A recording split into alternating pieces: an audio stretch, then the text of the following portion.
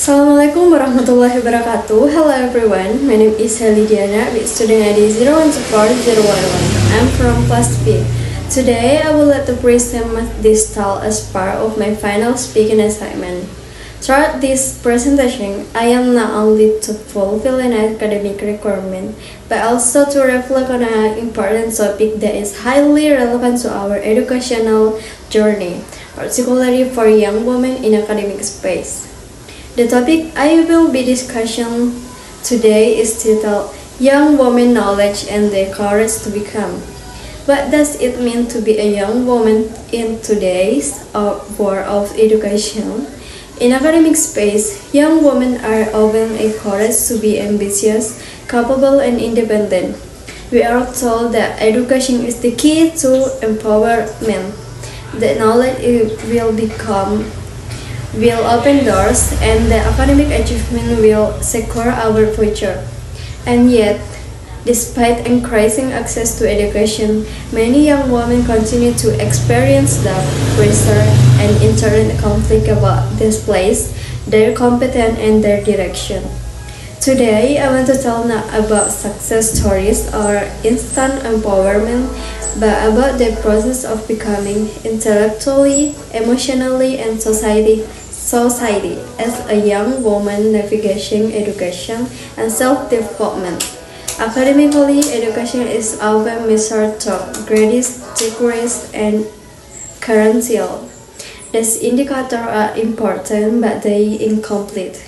Educational theories argue that learning is not merely the accumulation of information, but the development of critical thinking, identity, and agency.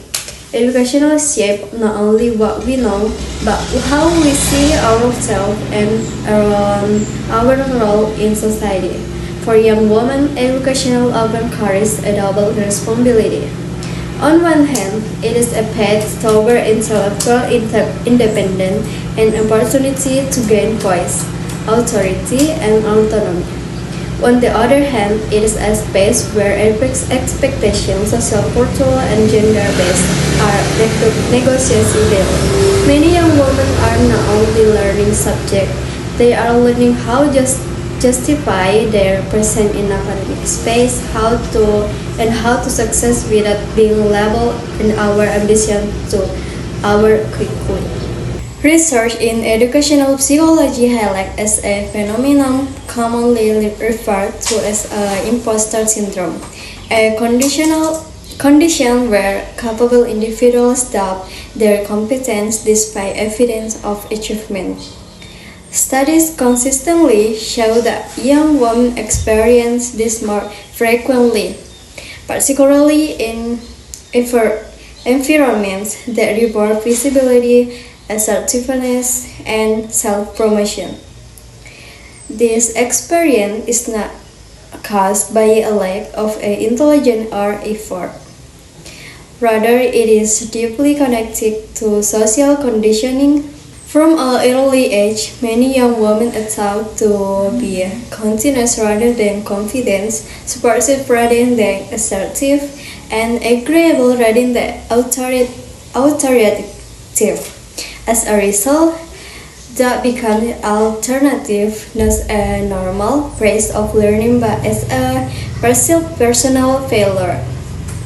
In academic settings, this doubt often manifests as a hesitation to speak, fear of being wrong, or the belief that one's success is accidental rather than deserved.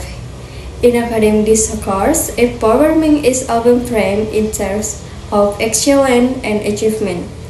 However, excellence does not require perfection. Learning theories emphasize that intellectual development is not non-linear. Confusion, revision, and even failure are not obstacles to learning, they are central to it. For young women, reclaiming education as a space of inquiry rather than constant evaluation is an essential step toward empowerment. Knowledge should not function as not tool approve worth. Instead, it should serve as a means to expand perspective, strengthen voice, and cultivate critical awareness. Empower learning as not those who never make mistakes, but those who continue learning despite them. Academic identity is not formed in isolation. It is shaped by interaction with lecture, peers, institution, and broader societal narratives about gender and capability. When young women participate in academic discussion, they often navigate an unspoken tensions between being knowledgeable and being accepted. This tension can result in self-silencing, where ideas are withheld not because they lack value, but because expressing them feels socially risky.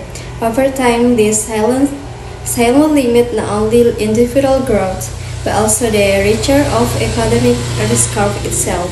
Educational losses it is transformative power when voices are missing.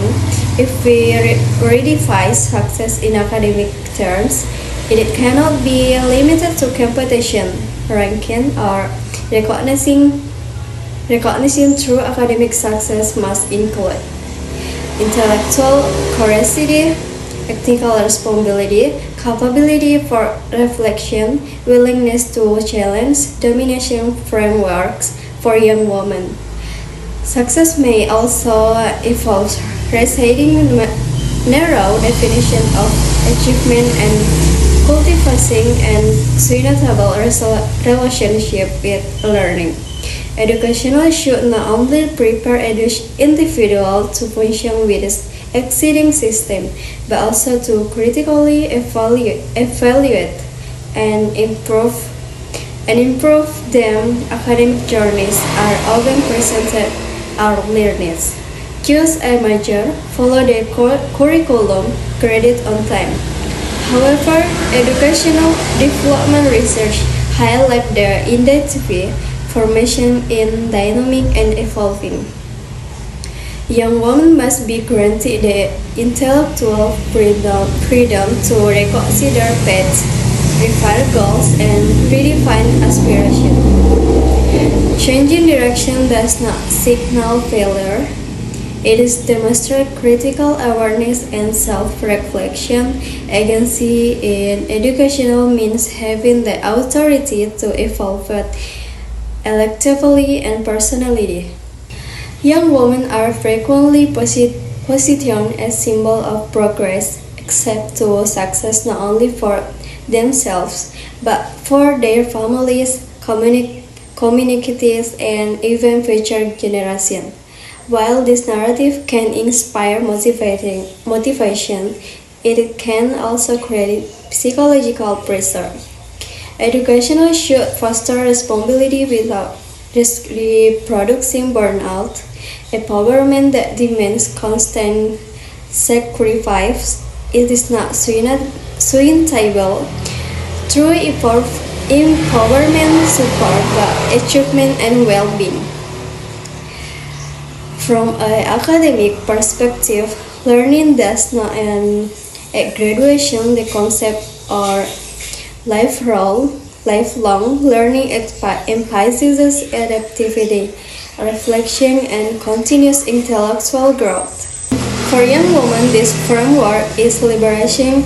It acknowledges that uncertainty is not a weakness. The identity can evolve, and that learning continues across different phases of life. Knowledge, therefore, it is not a final destination. It is an ongoing practice. For young women, currently navigation educational should be a space where young women are not only prepared for career, but also empowered to shape their own narratives. To be a young woman in educational today it is not exit or interactive of opportunity and expectation. It demands intellectual courage, not the courage to be flawless, but the courage to remain present in their learning process. So, to every young woman navigating academic space with uncertainty, curiosity, and quick determination, you do not need to have all the answer. What you need is courage to continue constitution, because education at its core, it is not about how you are expected to be, but about how are you, who you are allowed to become. Thank you very much.